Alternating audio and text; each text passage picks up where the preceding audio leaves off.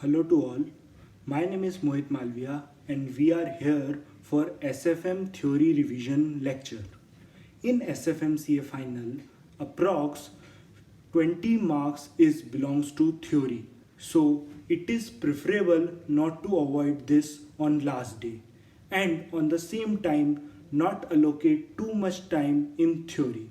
So here is the revision video which helps you to revise SFM theory in a quick way on last day. So without wasting any time, let's start revision lecture. हम यहाँ पे start कर रहे हैं question answers. पहला question है explain the reasons of reverse stock split. अब मैं आपको यहाँ पे बताना चाहूँगा कि मैंने इस क्वेश्चनों के साथ साथ आपको कुछ इमेजेस भी बीच में बताते जाऊँगा. उन इमेजेस का आप स्क्रीनशॉट ले सकते हैं क्योंकि वो माइंड मैपिंग करने के लिए बहुत ज़्यादा ज़रूरी होगी. अब यहाँ पे मैं वन बाय वन सारे क्वेश्चंस डिस्कस करता जाऊँगा.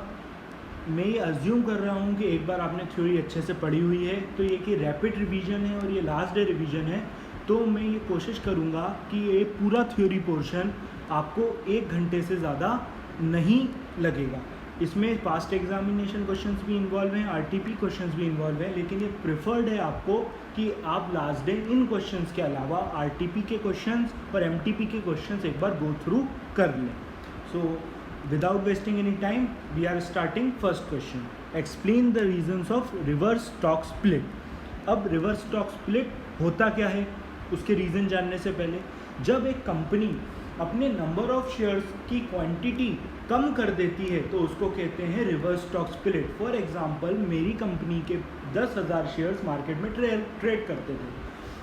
अब वो शेयर्स का नंबर्स मैंने 500 कर दिया है, लेकिन इससे क्या होगा कि जो मेरे पर शेयर की वैल्यू है वो बढ़ जाएगी, लेकिन मेरा टोटल इन्वेस्टमेंट तो सेम रहेगा. अब ऐसा कंपनी क्यों करती है? ऐसा कंपनी मेजरली इंस्टीट्यूशनल इन्वेस्टर्स को अट्रैक्ट करने के लिए करती है. ऐसा कंपनी इसलिए करती है कि वो अवॉइड कर सके एक टैग कि उसके ऊपर पेनी स्टॉक का टैग आ जाता है, या कभी कभी डीलिस्टिंग की रिक्वायरमेंट आ सकती है कि अगर पर शेयर इतनी वैल्यू कम जा रही है किसी शेयर्स की, तो उस कंपनी के शेयर्स को डीलिस्ट करा जा सकता है as per SEBI regulation.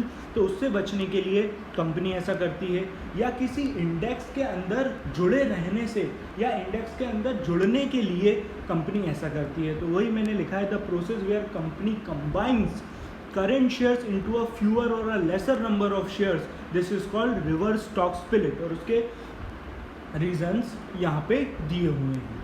Second question है ग्रीन शू ऑप्शन. ग्रीन शू ऑप्शन सबसे पहले यूज़ हुआ गया था ग्रीन शू मैन्युफैक्चरिंग कंपनी 1919 के केस में. अब ये उसी कंपनी के ऊपर इस ऑप्शन का नाम ग्रीन शू ऑप्शन पड़ गया है. ये एक सिंपल कॉन्सेप्ट है जहाँ पे अंडर राइटर के पास पावर होती है कि वो एडिशनल शेयर्स अलाउ कर सके सेल करना. अब अंडर राइटर्स को कब अलाउ होते हैं एडिशनल शेयर्स? जब ओवर सब्सक्रिप्शन हुआ हो, मतलब आपके शेयर्स की डिमांड बहुत ज़्यादा है मार्केट में. लेकिन सेबी ने इसके ऊपर भी एक लिमिट लगा के रखी है 15% की, कि 15% से ज़्यादा के आप एडिशनल शेयर्स आप सेल नहीं कर सकते, मतलब अंडर राइटर सेल नहीं कर सकता. ये जो मैकेनिज़्म है ये as a stabilising tool work करता है मार्केट में. ये आपको आपके सामने जो इमेज है इससे आप देख सकते हैं कि ये पूरा प्रोसेस किस तरीके से होता है और ये किस तरीके से मार्केट स्टेबलाइजेशन के काम आता है. जो पॉइंट्स मैंने नोट्स में लिखे हैं वो बहुत क्विंट इसेंशियल पॉइंट्स हैं, वो आपको आंसर में लिख कर ही आने हैं, उसके बगैर आपको मार्क्स नहीं मिलेंगे. जो इमेजेस हैं वो एंजिलरी टू द आंसर्स हैं, वो आपकी माइंड मैपिंग के लिए, वो आप लिखें वो ज़रूरी नहीं है, लेकिन जो मैंने चीज़ें लिखी हैं हाथ से नोट्स में वो लिखना बिल्कुल ज़रूरी है. ठीक है, अपने 2 क्वेश्चन अपन ने कर लिए. पहला क्वेश्चन रिवर्स स्टॉक स्प्लिट पे था, दूसरा क्वेश्चन था ग्रीन शू ऑप्शन पे. तीसरा क्वेश्चन अपन बात करते हैं difference between money market and capital market. इसके जो कैरेक्टरिस्टिक्स हैं वो यहाँ पे दिए हुए हैं कि टर्म्स के बारे में बात करें, मनी रेस के बारे में बात करें, क्लासिफिकेशन के बारे में अपन बात करें, इंस्ट्रूमेंट के बारे में बात करें, इंस्ट्रूमेंट की वैल्यू के बारे में बात करें, या पार्टिसिपेंट्स के बारे में बात करें, या अपन ट्रांजैक्शन के प्लेस के बारे में बात करें. तो जो मनी मार्केट रहता है वो यूजुअली शॉर्ट टर्म के लिए रहता है और मार्केट की शॉर्ट टर्म डिमांड और सप्लाई को एक्सेल करने के लिए यूज़ होता है। वहीं दूसरे side capital market long term के लिए होता है, जो मोर देन 1 ईयर के लिए होता है। इसमें अपन फंड्स क्यों रेस करते हैं? जो मनी मार्केट में होता है वो शॉर्ट टर्म के लिए रहता है और हम वर्किंग कैपिटल रिक्वायरमेंट के लिए उसको यूज़ करते हैं। ऑन द अदर साइड जो फिक्स्ड कैपिटल रिक्वायरमेंट के लिए कैपिटल मार्केट यूज़ होता है। क्लासिफिकेशन की बात करें तो मनी मार्केट का कोई फर्दर क्लासिफिकेशन नहीं होता, लेकिन कैपिटल मार्केट के फर्दर क्लासिफिकेशंस होते हैं, प्राइमरी और सेकेंडरी। कैपिटल मार्केट मेजरली 2 तरीके से अमाउंट रेज कर सकता है, इक्विटी और डेट। और इंस्ट्रूमेंट्स जो मनी मार्केट के अंदर यूज़ होते हैं वो ज़्यादातर बैंकिंग सेक्टर इंस्ट्रूमेंट्स रहते हैं। शॉर्ट टर्म इन्वेस्टमेंट के लिए जो इंस्ट्रूमेंट्स यूज़ होते हैं, कमर्शियल पेपर्स, ट्रेजरी बिल्स, इनके अंदर आते हैं गवर्नमेंट सिक्योरिटीज टाइप। जो पार्टिसिपेंट्स रहते हैं, गवर्नमेंट सिर्फ इसी के अंदर रहती है शॉर्ट टर्म के अंदर, banks, FIIs, RBI. FIIs means financial institutions.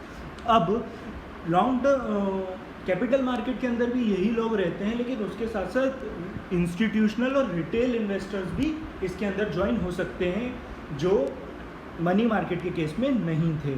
जो इंस्ट्रूमेंट्स की वैल्यू रहती है, जो सिंगल इंस्ट्रूमेंट की वैल्यू रहती है, वो बहुत लार्ज अमाउंट में रहती है मनी मार्केट में, और कैपिटल मार्केट में बहुत स्मॉल अमाउंट में रहती है। Due to the long term feature और high amount of fraud, capital market के अंदर सारा काम रेगुलेट करने के लिए ये सारे ट्रांजैक्शन स्टॉक मार्केट में प्लेस होते हैं। वहीं मनी मार्केट के लिए ऐसा कोई रिकॉग्नाइज प्लेस नहीं है। तो ये आपके डिफरेंसेस थे, एक बार आप देख लीजिए इनको। अब नेक्स्ट क्वेश्चन, इसके बाद आता है फैक्टर्स अफेक्टिंग इंडस्ट्री एनालिसिस। किसी भी इंडस्ट्री का एनालिसिस करना एक फंडामेंटल एनालिसिस का पार्ट होता है। किसी भी तरीके का आपको अगर इन्वेस्टमेंट डिसीजन लेना हो, किसी भी तरीके के आपको फ्यूचर ओरिएंटेड डिसीजन लेना हो मार्केट में जाने के लिए, तो आपको फंडामेंटल एनालिसिस करना बहुत ज़रूरी है। फंडामेंटल एनालिसिस 3 पार्ट में डिवाइड होता है।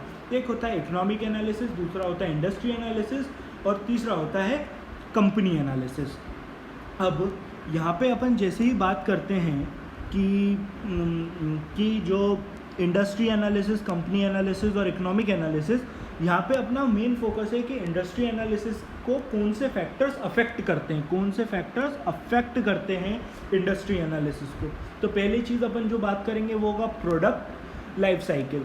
जो प्रोडक्ट लाइफ साइकिल है, मतलब आपको देखना पड़ेगा कि जो प्रोडक्ट में डील कर रही है कंपनी या इंडस्ट्री, वो किस स्टेज पे है। क्या वो मैच्योरिटी स्टेज पे है, क्या वो डिक्लाइन स्टेज पे है, क्या वो इनिशियल स्टेज पे है। तो उस हिसाब से आप आपकी स्ट्रेटजीज डिप्लॉय कर सकते हैं।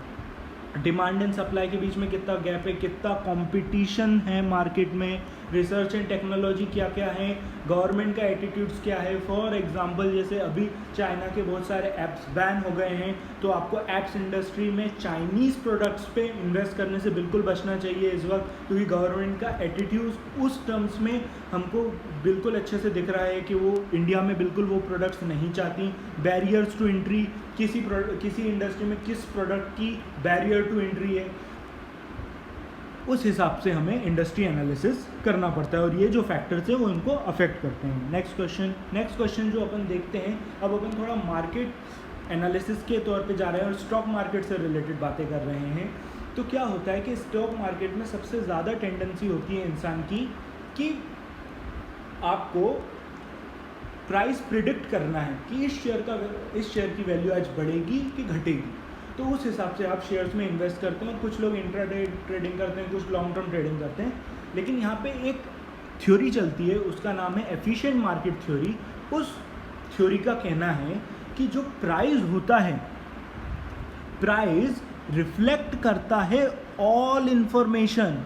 मतलब जो प्राइस है उसके अंदर पहले से ही जितनी भी इंफॉर्मेशन मार्केट में है वो सारी पहले से इंक्लूड है। तो आप किसी भी तरीके का एनालिसिस करके आप रिटर्न कमा नहीं सकते जब तक आपके पास कोई सी इनसाइड इंफॉर्मेशन ना हो। मतलब प्राइस के अंदर पहले से ही सारी चीज़ें इनकॉर्पोरेट हैं कि ये आगे कंपनी की ग्रोथ अच्छी है, ये कंपनी ख़राब है, वो सारी इन्फॉर्मेशन प्राइस के अंदर पहले से इंक्लूड है। तो आप उसके ऊपर है ना आर्बिट्रेज पोजीशन गेन नहीं कर सकते। लेकिन अगर आपके पास कोई इनसाइडर इन्फॉर्मेशन है तो आप ऐसा कर सकते हैं, लेकिन ऐसा करने के भी बहुत सारे चैलेंजेस हैं। जो चैलेंजेस आपको बताऊं वो होती है इंफॉर्मेशन इन एडिक्वेसी। फिर इसके बाद होता है limited information processing capacity, irrational behaviour और मोनोपोलिस्टिक इन्फ्लुएंस। मोनोपोलिस्टिक इन्फ्लुएंस की मैं बात करूं जैसे बिग प्लेयर्स जैसे राकेश झुनझुनवाला जी हुए या वॉरेन बफेट जी हुए, जो अकेले ही पूरे मार्केट को इन्फ्लुएंस करने का दम रखते हैं और उनके वजह से आप प्रिडिक्ट नहीं कर सकते कि प्राइस क्या होगा। मार्केट का इरेशनल बिहेवियर तो आपको पता ही है कि उससे मार्केट बहुत सारे फैक्टर्स को कंस्ट्रूट करके अफेक्ट होता है, तो आपको सारे फैक्टर्स को टेक इनटू द अकाउंट करना पॉसिबल नहीं होता। आपके पास लिमिटेड प्रोसेसिंग कैपेसिटी होती है इन्फॉर्मेशन की। एज अ ह्यूमन बीइंग एक लिमिटेशन होती है अपने पास कि अपन सारे इन्फॉर्मेशन को साथ में प्रोसेस नहीं कर सकते ऑन अ टाइम, तो एक वो आपके लिए चैलेंजेस होता है। और प्लस आपके पास सारी इन्फॉर्मेशन नहीं हो पाती, जो इनसाइडर इन्फॉर्मेशन की पहले अपन ने बात करी वो सारी अवेलेबल होना बहुत बड़ी बात होती है। नेक्स्ट क्वेश्चन आता है को-लोकेशन और प्रॉक्सिमिटी होस्टिंग का। ये एक बहुत सिंपल कॉन्सेप्ट है जिसमें स्टॉक एक्सचेंज किसको फैसिलिटी प्रोवाइड करता है, स्टॉक ब्रोकर्स को या डाटा वेंडर्स को।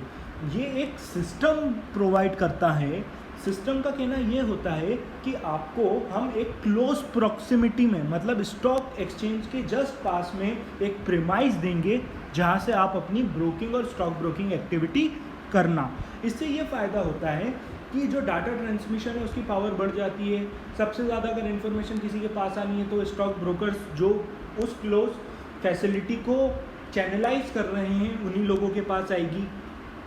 ये एक फैसिलिटी है वो फेयर और इक्विटेबल ग्राउंड पे सब स्टॉक ब्रोकर्स को दी जाती है। ये एक चार्जेबल होती है, लेकिन इस चार्जेबल फैसिलिटी के वजह से ब्रोकर्स को एक कॉम्पिटिटिव एडवांटेज मिलता है क्योंकि ये अपने ऑर्डर्स बहुत जल्दी प्लेस कर सकते हैं और सेटल कर सकते हैं in comparison to other stock brokers who are not utilising this close proximity facility. अब इसके बाद लेकिन इससे एक प्रॉब्लम भी हुई थी कि यहाँ पे विसल ब्लोइंग की एक बात आई थी 2014-15 में, जहाँ पे सेबी के पास कंप्लेन आई थी कि इस टाइप के ब्रोकर्स कनाइव हुए हैं नेशनल स्टॉक एक्सचेंज के साथ और इस फैसिलिटी का अब्यूज़ कर रहे हैं। तो ठीक है, ये वाला पॉइंट आप लिख के आए तो अच्छा है। अब अपन ने ये वाला क्वेश्चन कर लिया है। इसके बाद अपन जाते हैं। आपको स्पीड थोड़ी स्लो लग रही होगी तो आप यूट्यूब पे बिल्कुल स्पीड इसकी कम कर सकते हैं, या आपको स्लो लग रही होगी तो आप इसको बढ़ा सकते हैं। लेकिन ये लास्ट डे रिवीजन है इसलिए मैंने इसको बिल्कुल स्मूथ रखने की कोशिश करी और इसलिए मैं बीच में कहीं पर भी ज़्यादा गैप नहीं ले रहा हूँ। साथ में जो आपको इमेजेस शो हो रही हैं वो ऐसा हो सकता है कि वो बहुत जल्दी जा रही हैं, तो प्लीज़ मेरी आपसे रिक्वेस्ट है कि मैं इस वीडियो को बहुत शॉर्ट स्पैन का रखना चाहता हूँ, तो आप उन इमेजेस का स्क्रीनशॉट ले लें। नेक्स्ट क्वेश्चन है explain the role of clearing houses. Clearing houses की अगर मैं बात करूं तो स्टॉक एक्सचेंज अपना एक कोई सा वर्क डेलीगेट कर देता है। किसको? क्लियरिंग हाउस को।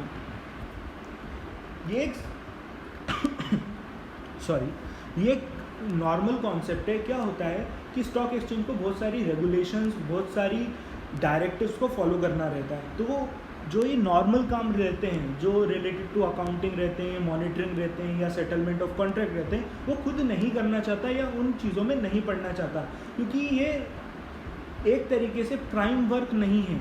ये एंड यूज़र वर्क्स हैं जो क्लियरिंग हाउस को ये डेलीगेट कर देता है। एक अलग एसोसिएशन रहती है जिसको ये सारा का सारा काम डेलीगेट हो जाता है। ये पार्ट रहता है स्टॉक एक्सचेंज का, लेकिन ये एक अलग बॉडी कॉर्पोरेट रहती है जो इसको हैंडल करती है।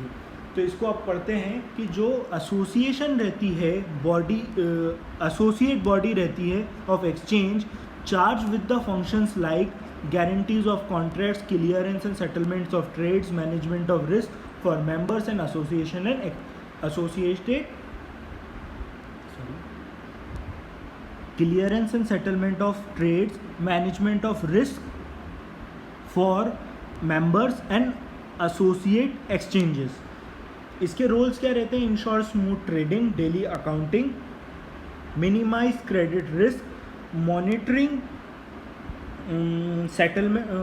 And settlement of contracts. ये पूरा क्लियरिंग हाउस का फंक्शन रहता है।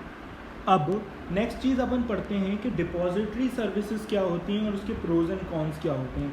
इंडिया में मेजरली दो तरीके की डिपॉजिटरी सर्विसेज और प्रोवाइड करने वाली कंपनीज हैं। पहली है national security depository limited, NSDL जिसको कहते हैं, और दूसरी होती है सेंट्रल डिपॉजिटरी सर्विसेज लिमिटेड जिसको कहते हैं CDSL। ये रजिस्टर्ड होती हैं सेबी के पास। ये एक इंटीग्रल पार्ट होती हैं जो अपने इंडियन कैपिटल मार्केट के, और प्लस ये इनकी जो फंक्शनिंग रहती है वो बैंकिंग एंटिटीज से रिलेट की जा सकती हैं। ये मेजरली क्या काम करती हैं? ये पूरे का पूरा जो सिक्योरिटी का खरीदने का प्रोसेस है, सिक्योरिटीज़ को प्रोसेस करने का प्रोसेस है, कॉन्ट्रैक्ट्स करने का प्रोसेस है, सबको प्रोसेस कर देती है। मतलब सारे के सारे प्रोसेस को अगर आप इलेक्ट्रॉनिक मोड में करना चाहें उसके लिए आपको डिपॉजिटरी सर्विसेज का यूसेज लेना बहुत ज़रूरी है। जैसे सारी की सारी जो आपकी सिक्योरिटीज़ हैं आज डीमेट फॉर्म में हो गई हैं, वो सारी डीमेट सिक्योरिटीज़ को किस तरीके से रेगुलेट करना है उसका काम डिपॉजिटरी सर्विसेज करती हैं। तब इसके प्रोज एंड कॉन्स भी हैं। पहले अपन कॉन्स की बात करें, जो इसके डिसएडवांटेजेस है कि कभी सिस्टम फेलियर हो गया तो क्या हो गया, अगर एडिशनल रिकॉर्ड्स आपको मेंटेन करने पड़ेंगे इसके वजह से, अगर ह्यूमन इंटरवेंशन की वजह से ह्यूमन फ्रॉड हो गया तो क्या होगा, और प्लस आपको इन सब पार्टिसिपेंट्स को, डिपॉजिटरी पार्टिसिपेंट्स को मेंटेन करने के लिए आपको एक कॉस्ट बेयर करनी पड़ती है। लेकिन इसके जिस हिसाब से मैंने ये प्लेस करा है आप देख सकते हैं कि इसके नुकसान कम है लेकिन फ़ायदे ज़्यादा हैं। फ़ायदे कैसे ज़्यादा हैं कि आपकी जितनी भी सिक्योरिटी डीलिंग है वो बहुत सेफ़ हो गई है, कोई बैड डिलीवरी, फेक डिलीवरी नहीं हो सकती, पेपर वर्क कम हो गया है, टाइम कम लगता है, आप ट्रांजैक्शन किसी भी टाइम किसी भी जगह बैठकर एग्जीक्यूट कर सकते हैं, और आपके पास अगर सिक्योरिटीज़ डीमेट फॉर्म में है तो आप उसको ईज़िली प्लेज कर सकते हैं, उसके ऊपर कोई एलिगेशंस नहीं आ सकते कि ये फेक है। ये अपना नेक्स्ट क्वेश्चन हो गया। अब इसके बाद अपन चलते हैं एक्सटर्नल कमर्शियल बोरोइंग्स पे। एक्सटर्नल कमर्शियल बोरोइंग्स को मैं सीधा पहले कनेक्ट करना चाहूँगा लॉ के अंदर। फेमा में इसके ऊपर अमेंडमेंट आया है, आप बिल्कुल देखें, बहुत इंपॉर्टेंट है पेपर नंबर 4 के लिए भी और पेपर नंबर 6D के लिए भी, जो आपका इलेक्टिव होता है इकोनॉमिक लॉ। अब यहाँ पे जो एक्सटर्नल कमर्शियल बोरोइंग की मैंने सिंपल डेफिनेशन दी हुई है कि अगर कोई सी इंडियन कंपनी एनआर लेंडर से बोरोइंग्स लेती है, एनआर लेंडर्स कोई भी हो सकते हैं, जैसे कमर्शियल बैंक्स हो सकते हैं, फॉरेन कमर्शियल बैंक या कोई सी अदर पार्टी हो सकती है, उनसे हम लोन लेते हैं तो वो एक्सटर्नल कमर्शियल बोरोइंग्स होती हैं। इसके ऊपर रेगुलेशन लगा रहता है, जो फेमा का रेगुलेशन है, borrowing and lending in foreign exchange regulation 2018, और प्लस इसके ऊपर जो आप लॉ में पढ़ेंगे वो वाले पॉइंट्स भी एडअप कर सकते हैं, लेकिन मिनिमम आपको इतना लिखना ज़रूरी है। ये वाला क्वेश्चन आने की ज़्यादा चांसेस है, इसको मैं इम्पॉर्टेंट बोलूँगा क्योंकि ये वहाँ पे भी अमेंडमेंट है तो यहाँ पे पूछा जाना बनता है इसका। ये आप एक्स्ट्रा पॉइंट यहाँ पे आप लिख सकते हैं कि 2018-19 फाइनेंशियल ईयर में जो इसका मार्केट था वो $41 बिलियन का था इंडिया में। तो आप सोच सकते हैं ये कितना इफ़ेक्टिवली वर्क करता है। अगर आपको फॉरेन डायरेक्ट इन्वेस्टमेंट का एक ये मोड है, उसके लिए आप ये कितना इफेक्टिवली वर्क करता है, कितनी लार्ज वॉल्यूम पे वर्क करता है। नेक्स्ट क्वेश्चन है रिवर्स बिड। ये आपने सुना होगा कि जब कोई सी स्मॉल कंपनी किसी बड़ी कंपनी को टेक ओवर कर लेती है तो उसको रिवर्स मर्जर बोला जाता है। फॉर एग्जांपल जैसे टाटा स्टील ने एक्वायर करा था कोरस को, जो एक बड़ी कंपनी थी साइज़ में, तो उसको रिवर्स मर्जर बोला जाता है। रिवर्स मर्जर के लिए 3 टेस्ट होते हैं, प्री रिक्विजिट टेस्ट होते हैं। अगर वो होता है तभी आपको इसको रिवर्स बिड, रिवर्स मर्जर या रिवर्स टेक ओवर बोल सकते हैं। जिस कंपनी को आपने खरीदा है उसकी टोटल अमाउंट ऑफ असेट ज़्यादा होनी चाहिए जो अभी आपके पास असेट है उससे, प्लस जो आपने उसके लिए इक्विटी इशू करी है वो आपकी ओरिजिनल इक्विटी से ज़्यादा होनी चाहिए, प्लस आप जिस कंपनी को एक्वायर कर रहे हो उस कंपनी का कंट्रोल चेंज होना चाहिए due to the introduction of a monetary holders. Monetary holder मतलब NCI। आप इस वर्ड से फेमिलियर होंगे अगर आपने कंसोलिडेशन बहुत अच्छे से पढ़ा है फाइनेंशियल रिपोर्टिंग में, तो ये भी फाइनेंशियल रिपोर्टिंग से कनेक्ट हुआ कॉन्सेप्ट है। तो इस क्वेश्चन को भी मैं इंपॉर्टेंट मार्क करवाना चाहूँगा। इसके बाद अपन पढ़ते हैं concept of exchange traded funds. Exchange traded funds क्या होते हैं? Exchange traded funds are funds listed on stock exchange and they combines the features of index mutual funds and stocks. तो जो म्यूचुअल फंड्स और स्टॉक्स के features को combine करता है उसको कहते हैं एक्सचेंज ट्रेडेड फंड्स। ये सिंपल एक कॉन्सेप्ट होता है। फॉर एग्जांपल मेरे को आज की डेट में गोल्ड खरीदना है, गोल्ड खरीदूंगा, फिर उसकी सिक्योरिटी में मुझे पैसा लगेगा, मतलब स्टोरेज में, प्लस उसको खरीदने के बाद उसको मेंटेन करके रखना पड़ता है। उसकी जगह मैं फिजिकल गोल्ड खरीदने की जगह मैं एक्सचेंज ट्रेडेड फंड खरीद लेता हूँ। उससे क्या होगा कि ये इन्वेस्टर को बेनिफिट देता है, जो कमोडिटीज़ रहती हैं गोल्ड, सिल्वर, शुगर, उनको फिजिकली परचेज करने की जगह उसके ऊपर स्टोरेज कॉस्ट बेयर करे बगैर उसको खरीदने की फैसिलिटी प्रोवाइड करता है। ये जो फंड्स रहते हैं लिंक रहते हैं अंडरलाइनिंग इंडेक्स के साथ साथ। अंडरलाइनिंग इंडेक्स मतलब जो निफ्टी इंडेक्स रहता है, सेंसेक्स इंडेक्स रहता है, डाउ जोन्स इंडेक्स रहता है, उसके साथ ये अंडरलाइंड रहते हैं। तो उसमें जो फ्लक्चुएशन होता है उसी हिसाब से यहाँ पे फ्लक्चुएशन होता है, जो इसको आप एज अ डेरिवेटिव भी ट्रीट कर सकते हैं। तो ये भी एक इम्पॉर्टेंट क्वेश्चन में आता है। उतना इम्पॉर्टेंट नहीं है जितने मैंने ऊपर बताए थे, लेकिन ये भी फिर भी इम्पॉर्टेंट क्वेश्चन है। अब ऊपर अपन ने मनी मार्केट और कैपिटल मार्केट का यहाँ पे क्या होता है कि जो पार्टिसिपेंट रहते हैं, म्यूचुअल फंड्स रहते हैं, वो बूस्ट करते हैं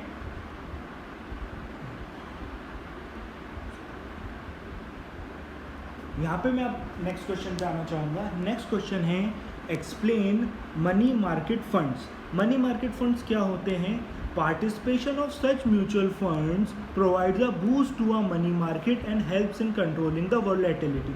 मतलब म्यूचुअल फंड्स अपना कुछ पोर्शन शॉर्ट टर्म मार्केट यानी मनी मार्केट में इन्वेस्ट करते हैं, जिससे उनकी लिक्विडिटी बढ़ी रहे और प्लस वो अपने जो फंड्स हैं उनको स्टेबलाइज कर सके। ये बहुत इंपॉर्टेंट पार्ट होते हैं फाइनेंशियल मार्केट का। It is a market for short-term money and plays a crucial role in maintaining the balance between short-term demand and supply of money. ये जो एक स्कीम रहती है वो मेजरली इस चीज़ पे फोकस करती है, high return and highest safety to such schemes generally provides high returns and highest safety to original investors। ठीक है, यहाँ पे एक कॉन्सेप्ट होता है कि जो ये नीचे लाइन लिखी हुई है highest return and highest safety to original investors, यहाँ पे एक कॉन्सेप्ट होता है कि if you flip a coin there is two options, head and second is tails. If you get heads you get the benefit, but if you get the tails you get lowest risk। तो ये बहुत ही बाहर का concept है जो आपको एक book में मिलेगा, जो मैं भी पढ़ रहा हूँ, धंधो इन्वेस्टर करके, द स्टोरी ऑफ पटेल्स। मतलब उनका ये कहना है कि जितने कम इन्वेस्टमेंट के साथ आप और जितने कम रिस्क के साथ आप हाईएस्ट बेनिफिट कमा सकते हैं वो आपको करना चाहिए। ये एक सेफेस्ट वे होता है किसी भी तरीके के बिजनेस करने का। तो मतलब आपने कॉइन फ्लिप करा, अगर हेड्स आया तो हाँ आपको बेनिफिट होगा, लेकिन अगर टेल्स आया तो आपका रिस्क इतना मिनिमल है कि आपको लॉस भी होगा तो वो एकदम मिनिमल होगा, तो आपको कुछ प्रॉब्लम नहीं होनी चाहिए। तो ये कॉन्सेप्ट था जो आप इसमें ऐड ऑन कर सकते हैं। लेकिन मेजर जो कॉन्सेप्ट था इसमें कि मनी मार्केट के अंदर म्यूचुअल फंड्स ट्रेड करते हैं और यहाँ से ये अपनी वॉलेटिलिटी को कंट्रोल करते हैं।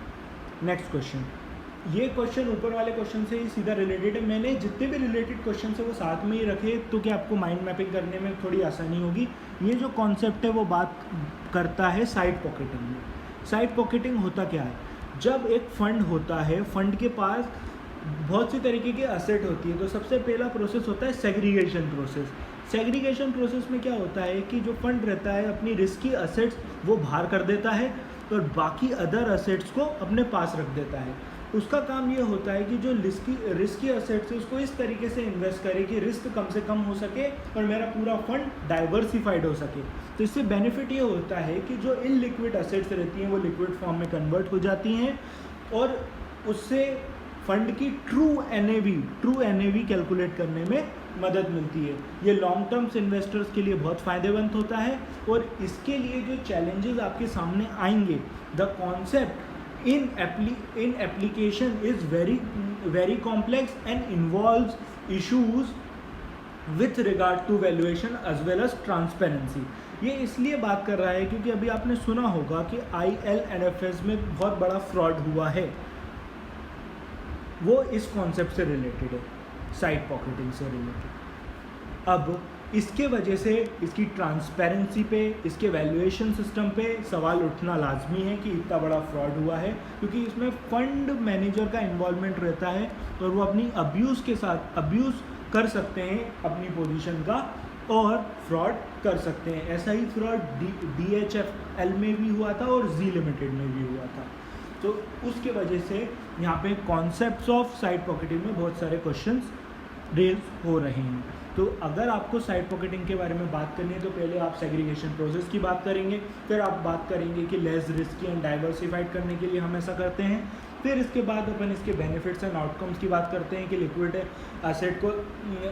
असेट ओरिजिनेट करता है लिक्विड असेट में से और इसके बेनिफिट्स हैं कि लॉन्ग टर्म इन्वेस्टर्स के लिए बेनिफिशियल होता है, प्लस इसके जो चैलेंजेस हैं वो वैल्यूएशन और ट्रांसपेरेंसी के लिए, प्लस फिर जो इसके जो फंड मैनेजर्स हैं वो अब्यूज़ कर सकते हैं। और IL&FS का एग्जांपल ज़रूर लिख कर आएँ क्योंकि आजकल ये ट्रेंड में है और ये क्वेश्चन आने के चांसेस बहुत ज़्यादा हैं। मैं इसको बिल्कुल इंपॉर्टेंट मार्क करवाना चाहूँगा।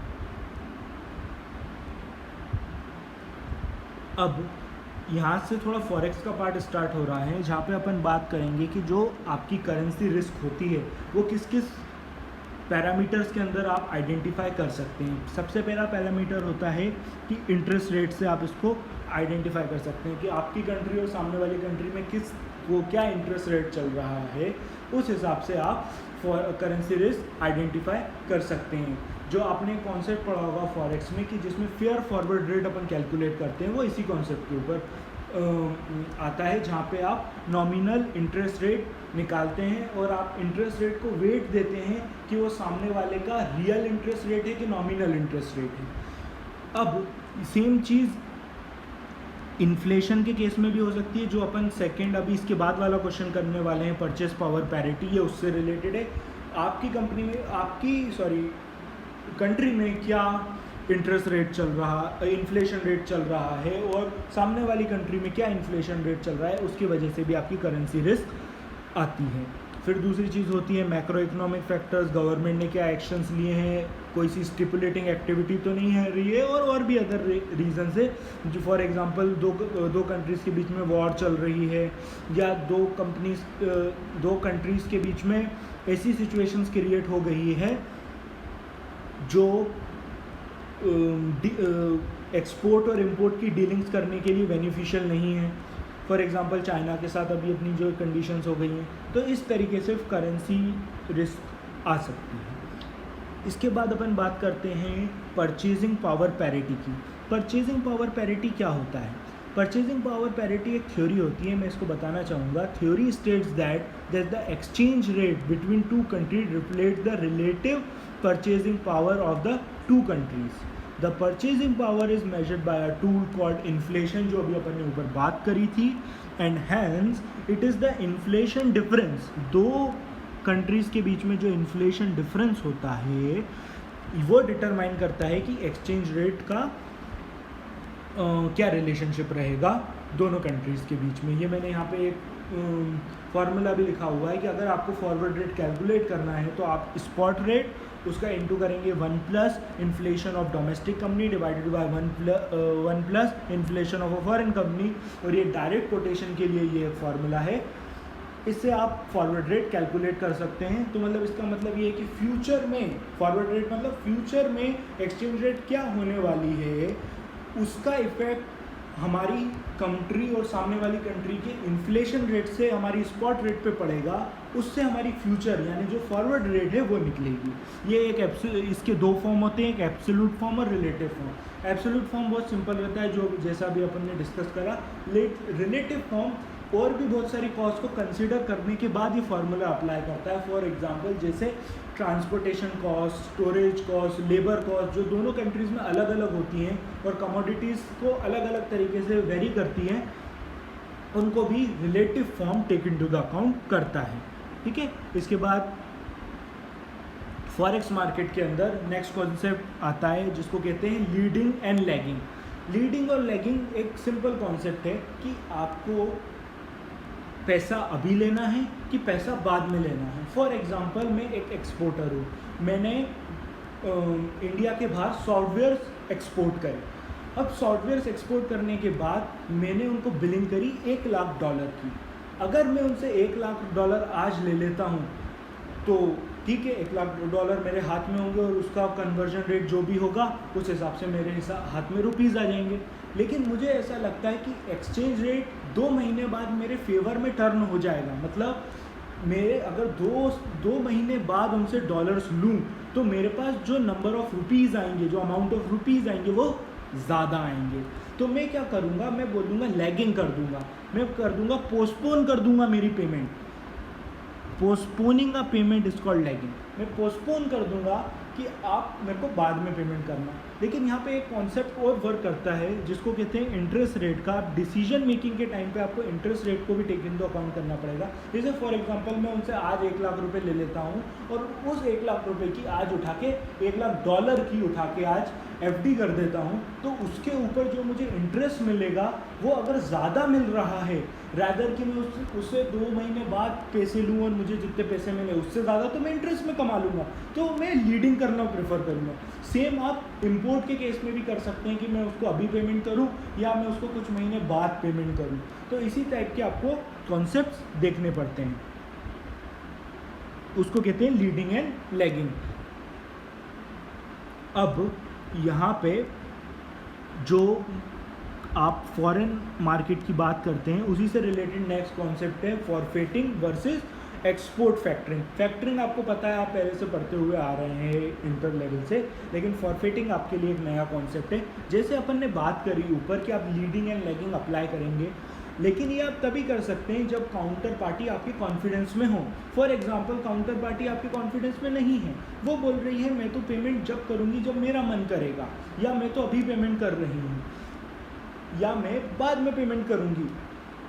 तो आप ये फॉरफिटिंग का कॉन्सेप्ट अप्लाई कर सकते हैं जिसमें आप अपने जो रिसीवेबल्स हैं एक्सपोर्ट के केस में वो बेच सकते हैं और आप करेंट ही पेमेंट ले सकते हैं। तो forfaiting is a meaning of a financing that enables exporter to receive immediate cash by selling their medium और लॉन्ग टर्म रिसीवेबल्स।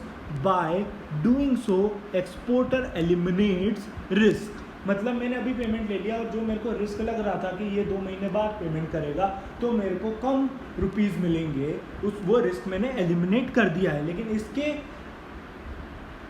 एक्सचेंज में मुझे सामने वाली जो कंपनी जो मुझे फैसिलिटी प्रोवाइड कर रही है उसको कमीशन प्रोवाइड करना पड़ेगा। फैक्टरिंग सेम केस रहता है कि जो फर्म रहती है वो अपने रिसीवेबल्स बेच देती है और सामने वाले जो फैक्टर रहता है वो आपको पैसे दे देता है। यहीं पे लिखा है factoring is a sale of a firm's receivable to another firm wholly और partly known as a factor at a discounted price. जो फॉरफिटिंग रहती है वो हमेशा नॉन रिकोर्स रहती है, मतलब ये वापस नहीं हो सकता। जो आपने पोजीशन क्रिएट करी है उसकी अपोजिट पोजीशन वापस क्रिएट नहीं हो सकती। लेकिन फैक्टरिंग दोनों तरीके की होती है, रिकोर्स एंड नॉन रिकोर्स दोनों। ये मैंने दिया हुआ है कि ये जो फॉरफिटिंग होते हैं वो ओवरसीज़ बायर्स के केस में ज़्यादातर इन्वॉल्वमेंट आता है और factoring normal sellers and clients के केस में आता है। और जो इसकी कॉस्ट कौन कौन बॉर्न करेगा वो यहाँ पे डिस्कस करा गया है। ठीक है, ये इंपॉर्टेंट क्वेश्चन है थोड़ा। अब ये नेक्स्ट, ये इतना इंपॉर्टेंट क्वेश्चन नहीं है, लेकिन ये आपको पता होना चाहिए, इसलिए मैंने यहाँ पे डाल दिया कि कैश सेटलमेंट और फिजिकल सेटलमेंट क्या होता है। जैसे एक कॉन्ट्रैक्ट रहता है, उसको आप भाव फर्क से ख़त्म करते हैं, मतलब जो नेट डिफरेंस रहता है विदाउट अ फिजिकल डिलीवरी, उसको आप कैश सेटलमेंट बोलते हैं। और आप कोई सा भी कॉन्ट्रैक्ट अगर फिजिकल डिलीवरी से सेटल करते हैं तो उसको फिजिकल सेटलमेंट बोलते हैं। इसमें ज़्यादा डिस्कशन की मेरे ख्याल से ज़रूरत नहीं है। इसके बाद एक कॉन्सेप्ट आता है, वो होता है एक्सपोजर नेटिंग। ये दो तरीके से वर्क करता है, एक होता है बायलेटरल और एक होता है multilateral. For example, Tata company ने फेसबुक से एडवर्टाइजमेंट की सर्विसेज ली, जिसके ऊपर उसने पेमेंट करा 50,000 रुपीज़ का, $50,000 का पेमेंट करा। अब टाटा कंपनी ने फेसबुक के एम्प्लॉयज़ को टाटा नैनो भी भेज दी, तो उसके वजह से अब टाटा नैनो को $40,000 मिलने वाले हैं। तो रैदर कि वो पहले पे करे और फिर इतने रिसीव करे, उसके एवज में वो लोग सिर्फ $10,000 पे कर देंगे। इसको कहते हैं exposure netting. This method is like a portfolio approach. मतलब पोर्टफोलियो में आप क्या करते हैं कि आप सिस्टमेटिक रिस्क को किस तरीके से डाइवर्सिफाई करते हैं जिससे आपके पोर्टफोलियो का रिस्क कम से कम हो सके। मतलब आप अपोजिट पोजीशन वहाँ पे क्रिएट कर लेते हैं। ये चीज़ सिमिलर नहीं है कि आप फेसबुक के साथ ही पे और रिसीव की दोनों आपकी डीलिंग हो। ऐसा हो सकता है कि टाटा को किसी और कंपनी को पे करना हो और फेसबुक से रिसीव करना हो, तो ये आप 3 कंपनी के बीच में भी कर सकते हैं, जिसको मल्टीलेटरल एक्सपोजर नेटिंग बोलते हैं। ये फॉरेक्स से रिलेटेड कॉन्सेप्ट था। अब इसके बाद जैसे ही ये कॉन्सेप्ट ख़त्म होता है, इसके बाद अपन थोड़ी स्ट्रैटेजीज़ पे आते हैं कि कंपनी का मेन मोटिव क्या होता है। मेन मोटिव होता है कि स्टेक होल्डर्स को सेटिस्फाई कर सके। जितने भी इन्वेस्टमेंट्स कंपनी कर रही है वो ऑप्टिमम होने चाहिए, फाइनेंशियल अपॉर्चुनिटीज़ हैं उनका अच्छा यूज़ होना चाहिए, कैपिटल इन्वेस्टमेंट कर रही है तो वो सही जगह करनी चाहिए। ये सब करने के लिए कंपनी को strategic decision making process adopt करना पड़ता है। स्ट्रेटेजिक डिसीजन मेकिंग के 3 फंडामेंटल्स होते हैं। सबसे पहले आपके पास एक क्लियर और रियलिस्टिक स्ट्रेटजी होनी चाहिए। मतलब आपके पास ऐसी कोई सी स्ट्रेटजी नहीं होनी चाहिए जो थोड़ी ऑमनिवर्स हो, या जिसके अंदर ऐसी कोई सी चीज़ हो कि आप उसको अच्छे तरीके से पोर्ट्रे नहीं कर सकें। तो मतलब जो भी स्ट्रेटेजी होती है वो क्लियर और रियलिस्टिक होनी चाहिए। आपके पास सारे फाइनेंशियल रिसोर्सेज होने चाहिए। फॉर एग्जांपल, मैंने एक स्ट्रेटेजी बनाई जिसके अंदर मुझे एयर कूलर्स बनाने हैं और बेचने हैं और इस टाइम तक सप्लाई करनी है, लेकिन मेरे पास वो मशीनरी ही नहीं है जो एयर कूलर्स बना सके। तो यानी मेरे पास फाइनेंशियल रिसोर्सेज उस समय अवेलेबल्स नहीं है, मेरे पास उस समय कंट्रोल्स नहीं है, उस समय सिस्टम्स नहीं है, तो मैं स्ट्रेटेजी कैसे बना सकता हूँ। तो ये एक फंडामेंटल एलिमेंट होता है कि फाइनेंशियल रिसोर्सेज, कंट्रोल्स और सिस्टम होना चाहिए। और इन सब चीज़ों को एग्जीक्यूट करने के लिए आपके पास राइट मैनेजमेंट टीम होनी चाहिए टू मेक इट हैपन। तो ये 3 फंडामेंटल एलिमेंट्स होते हैं जो स्ट्रेटेजिक डिसीजन मेकिंग से वर्क करते हैं। अब इसके बाद मैं इसको बीच वाला आंसर 5 मिनट के लिए स्किप करते हुए नेक्स्ट क्वेश्चन पे जाना चाहूँगा, जहाँ पे आपने बात करी है explain linkage of financial policy to strategic management. यहाँ पे अभी अपन ने ऊपर बात करी थी कि किस तरीके से अपन स्ट्रेटजीज बनाते हैं, लेकिन जो कंपनी की फाइनेंशियल पॉलिसीज़ रहती हैं और जो मैनेजमेंट का स्ट्रेटेजिक मैनेजमेंट रहता है, जो मैनेजमेंट स्ट्रेटजी बनाती है, इन दोनों के बीच में आपस में लिंकेज होना चाहिए। ये दोनों चीज़ें आइसोलेशन में वर्क नहीं कर सकती, क्योंकि ये जो दोनों चीज़ें रहती हैं वो एक दूसरे से कोरिलेटेड है। The financial policy of company cannot be worked out in isolation to other management decision. It has a wider appeal and a closer link with the overall organization performance and direction of growth. अगर आपको growth करनी है, अगर आपको market में sustainability बना के रखनी है आपके प्रोडक्ट की, तो आपको इन दोनों चीज़ के बीच में कोरिलेशन रखना बहुत ज़रूरी है। अब इन दोनों के लिंकेज का मैं आपको एग्जांपल्स ये नीचे दिए हुए हैं। जैसे आप सोर्सेज ऑफ फाइनेंस और कैपिटल स्ट्रक्चर किस तरीके से मैनेज करते हैं, आपकी अपॉर्चुनिटी कॉस्ट क्या क्या लग रही है, आप रिस्क को किस तरीके से मैनेज कर रहे हैं, लिक्विडिटी को किस तरीके से मैनेज कर रहे हैं, आप डिविडेंड किस हिसाब से दे रहे हैं, इन्वेस्टमेंट किस हिसाब से दे रहे हैं। ये आपके फाइनेंशियल पॉलिसी और जो आपका स्ट्रेटेजिक मैनेजमेंट, जो अभी अपन ऊपर बात करी थी, जो अपन डिसीजंस लेते हैं स्ट्रेटेजिकली, वो दोनों का लिंकेज होना ज़रूरी है। अगर आप किसी भी तरीके की फाइनेंशियल प्लानिंग करते हैं तो फाइनेंशियल प्लानिंग के लिए मैंने एक बहुत अच्छी डेफिनेशन नीचे चार्ट फॉर्म में दी हुई है कि financial planning is a systematic approach. Financial planning is a systematic approach where financial planner helps the company to maximise his existing financial resources to utilize financial tools to achieve his financial goals। मतलब financial resources और financial tools का ऐसा use करना कि जिसके वजह से financial goals हमारे अचीव हो सकें। फाइनेंशियल प्लानिंग के 3 कंपोनेंट रहते हैं और इनकी इक्वेशन ऐसे बनती है कि financial resources plus financial tools को अपन इस तरीके से यूज़ करें कि जिससे आप फाइनेंशियल गोल्स को अचीव कर सकें। अब एक क्वेश्चन अपन ने बीच में छोड़ा था जो अब बात करता है सोशल कॉस्ट बेनिफिट एनालिसिस की। सोशल कॉस्ट बेनिफिट एनालिसिस होता क्या है?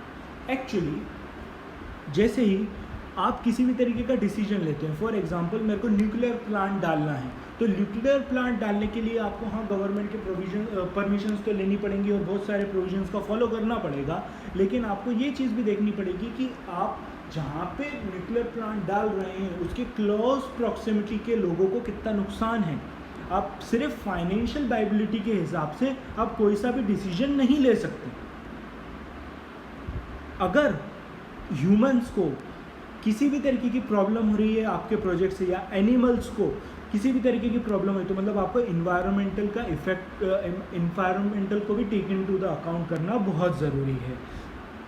जैसे अभी दिल्ली के अंदर रेलवे प्रोजेक्ट आया था बुलेट ट्रेन का, वो फाइनेंशियली इतना वायबल नहीं है लेकिन वो लोगों को बहुत मदद कर रहा है, तो हाँ आप उस प्रोजेक्ट को एक्सेप्ट कर सकते हैं। तो आपकी एक मॉरल रिस्पॉन्सिबिलिटी होती है, एक एंटरप्राइजेस की एक मॉरल रिस्पॉन्सिबिलिटी होती है कि वो अपना बेनिफिट देखिए, बिल्कुल देखिए, उसका प्राइमरी फोकस है, लेकिन उसके साथ साथ आपकी जो सोशल रिस्पॉन्सिबिलिटी है आपको उस चीज़ का भी एनालिसिस करना चाहिए। तो आप कोई सा भी इंडस्ट्रियल प्रोजेक्ट को एक्सेप्ट और रिजेक्ट करने से पहले सिर्फ ये ना देखें कि वो फाइनेंशियली वायबल है कि नहीं, आपको सोशल कॉस्ट बेनिफिट एनालिसिस करना भी ज़रूरी है। आपको ये चीज़ें देखनी चाहिए कि आपकी कैपिटल में कितनी वैल्यू एडिशन हो रही है, आपकी गुडविल पे क्या इफेक्ट पड़ रहा है, आप जो पहले कार्बन एमिशन कर रहे थे क्या आप उससे और ज़्यादा कर रहे हैं जो आपके इन्वायरमेंटल के लिए इतना हार्मफुल है, आपके लिए जो कैपिटल आउटपुट रेशो है उस पर क्या इफेक्ट पड़ रहा है, क्या आप ज़्यादा एम्प्लॉयमेंट प्रोवाइड कर पा रहे हैं अभी, जो एक बहुत ही अच्छा सोशल एडवांटेज हो सकता है आपकी गुडविल बढ़ाने के लिए। तो ये चीज़ें आपको कंसिडर करनी पड़ेंगी। ये आंसर्स आप एक बार देख लीजिए, इसमें सब चीज़ें डिटेल में दी हुई हैं। मैंने इन आंसर्स को जितना माइंड मैपिंग के हिसाब से बनाने की कोशिश करी है कि आपके दिमाग में रह सके, इसको मैंने शॉर्ट और सिंप्लीफाइड वे में बनाने की कोशिश करी है। मैं ये चीज़ और आपको एक बार सजेस्ट करना चाहूँगा कि जो मेन आंसर्स हैं बुक के वो भी आप एक बार देख लें। एक्चुअली आपको ये जो चीज़ें मैंने दी हुई हैं मिनिमम इतना तो आपको आंसर में लिखना है, इससे ज़्यादा लिखिए जितनी आपकी श्रद्धा भक्ति है वो आपके ऊपर है, लेकिन इतना मिनिमम तो लिखना ज़रूरी है। तो जो चाहते हैं कि हाँ इंस्टीट्यूट तो एकदम पॉइंट टू पॉइंट चेक करते हैं तो आप वो वाले आंसर्स के भी थोड़े पॉइंट्स ले सकते हैं, लेकिन मैंने यहाँ पे क्लोज टू सारे पॉइंट्स लेने की कोशिश करी है, ठीक है। और इतना तो आप जानते ही हैं कि आप पेपर में जाके थोड़ा एलेबोरेट खुद कर ही लेते हैं। ये अब क्वेश्चंस हो गए थे। नेक्स्ट क्वेश्चन आया है वार। ये एक थोड़ा आइसोलेटेड क्वेश्चन है जो सीधी सीधी बात करता है कि वार क्या होता है। ये जो इलेक्टिव सब्जेक्ट रहता है रिस्क मैनेजमेंट उसमें बहुत ज़्यादा फैशन में क्वेश्चन है इसका, लेकिन यहाँ पे इसके इतने ज़्यादा पॉइंट्स नहीं बताए गए हैं नॉर्मल एसएफएम में।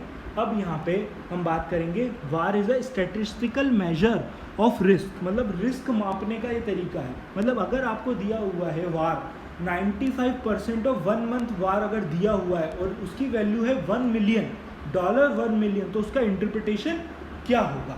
उसका इंटरप्रिटेशन होगा कि there is a 95% confidence that over the next month the portfolio will not lose more than 1 million. मतलब यहाँ पे ये चीज़ हो जाएगी कि हमें 95% कॉन्फिडेंस के साथ बोल सकता हूँ कि अगले एक महीने में मेरे पोर्टफोलियो में $1 मिलियन से ज़्यादा का लॉस नहीं होगा। इसको आप दूसरे तरीके से भी इंटरप्रेट कर सकते हैं कि मेरे को 5% कॉन्फिडेंस है कि 1 मिलियन से ज़्यादा का लॉस होगा अगले एक महीने में। तो ये रिस्क को मेजर करने का एक टूल है, एक बेंचमार्किंग करने का एक टूल है। इससे आप ट्रेडिंग की फैसिलिटी, ट्रेडिंग की स्ट्रेटेजीज बना सकते हैं और आप अपने एम्प्लॉयज़ को उतनी ही फैसिलिटी दे सकते हैं कि आपको सिर्फ इस लेवल तक ट्रेड करना है। और प्लस ये एक असेट और लायबिलिटी मैनेजमेंट करने का भी टूल है। यहाँ पे दिया हुआ है कि वार किस किस जगह अप्लाई हो सकता है, और ये यहाँ पे इसका इंटरप्रिटेशन दिया हुआ है कि अगर ऐसा दिया हो तो ये इंटरप्रिटेशन ज़रूर लिख कर आए। दोनों तरीके से लिख के आए जो मैंने बताया है। ये एक स्टैटिस्टिकल मेजर है फॉर रिस्क, ठीक है।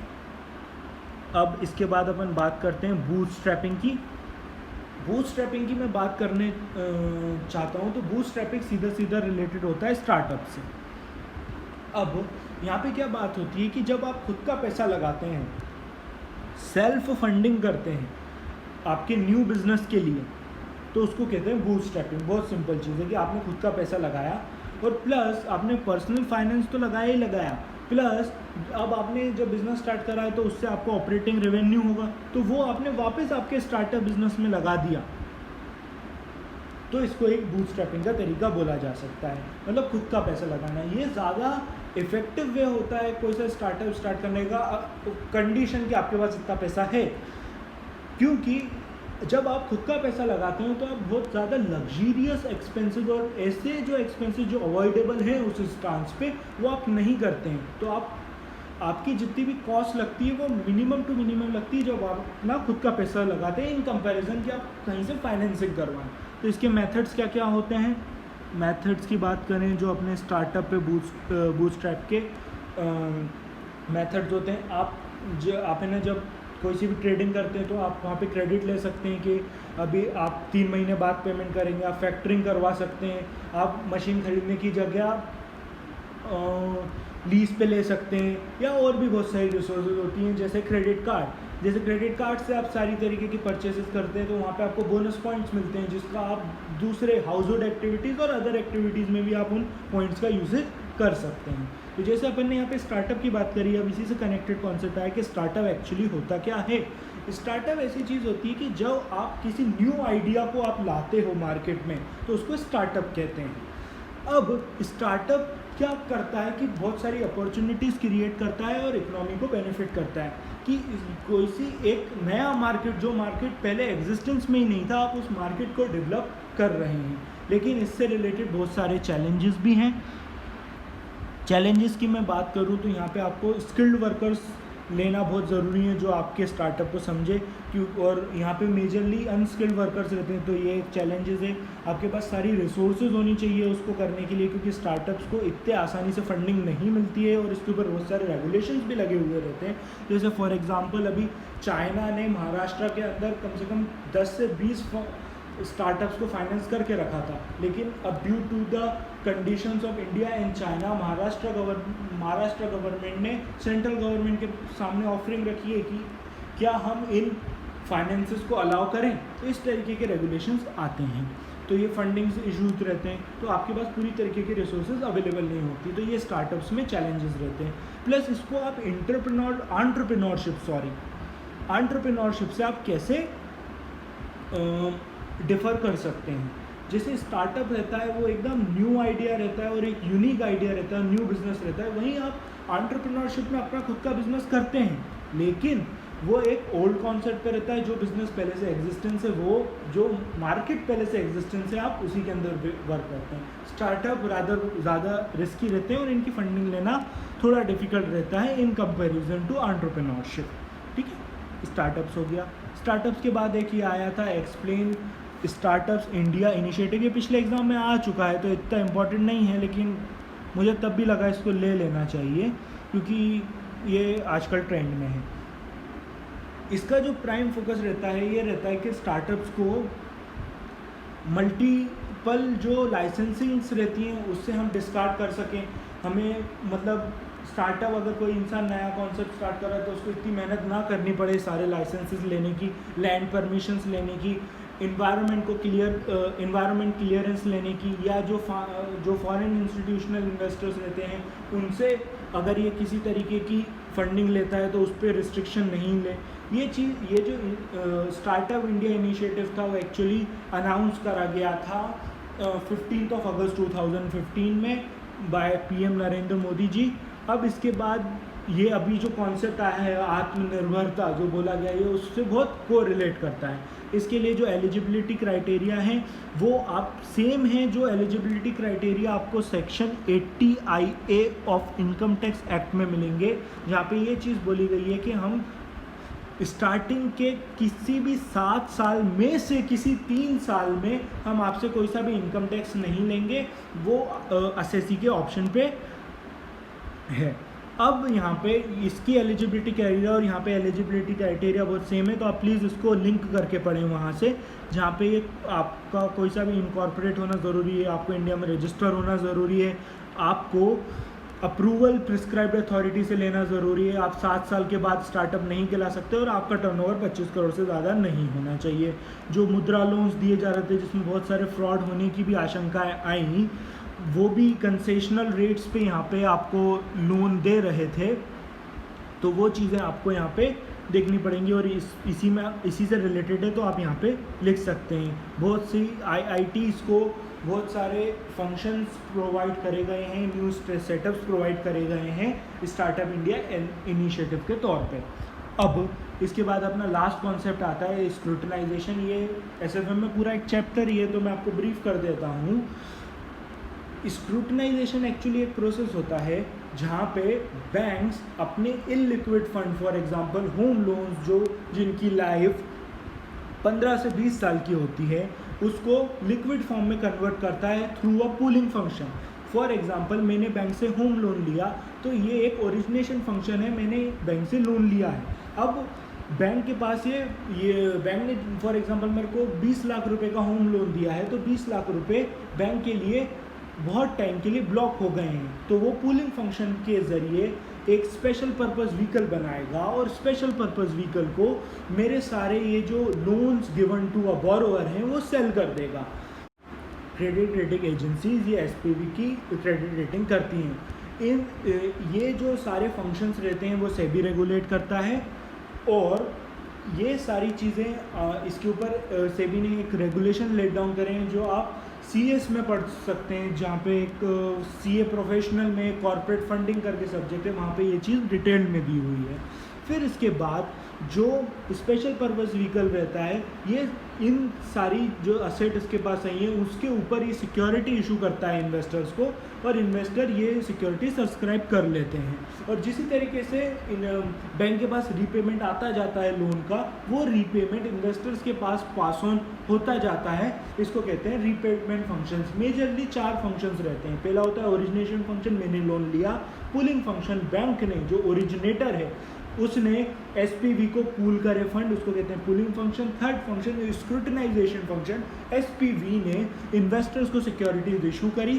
और चौथा फंक्शन रीपेमेंट फंक्शन, जो SPV वापस इन्वेस्टर्स को रीपे करेगा।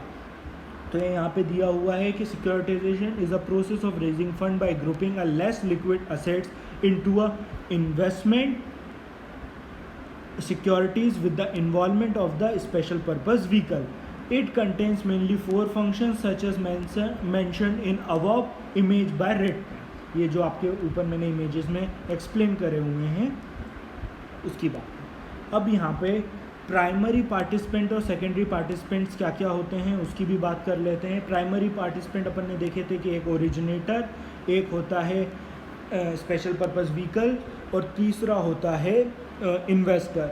और बाकी जो सेकेंडरी रहते हैं, जो ओब्लाइजर यानी मैं जिसने लोन लिया है, रेटिंग एजेंसी जो SPV की रेटिंग करती है, एजेंट्स एंड ट्रस्ट जो सब कुछ मैनेज करते हैं, क्रेडिट एनहांसर्स और स्ट्रक्चरर्स ज़्यादातर इन्वेस्टमेंट बैंकर्स होते हैं। इससे आपको बेनिफिट क्या होता है? जो आप ऑफ बैलेंस शीट फाइनेंसिंग कर सकते हैं। आपने इलिक्विड फंड को लिक्विड फंड में कन्वर्ट कर दिया।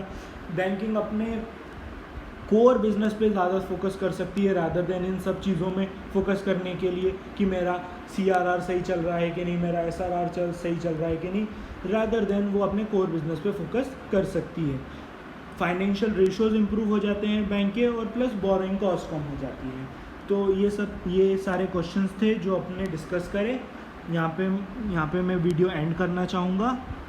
आपका किसी भी तरीके का कंस्ट्रक्टिव फीडबैक है तो आप कमेंट बॉक्स में मुझे बता सकते हैं, और आपको किसी भी तरीके के थ्योरी रिलेटेड वीडियोस और किसी सब्जेक्ट से रिलेटेड चाहिए तो आप बताइए। मैं इसी तरीके के चार्ट्स और माइंड मैप्स प्रिपेयर करके आपके सामने हाजिर होऊंगा। Okay, thank you.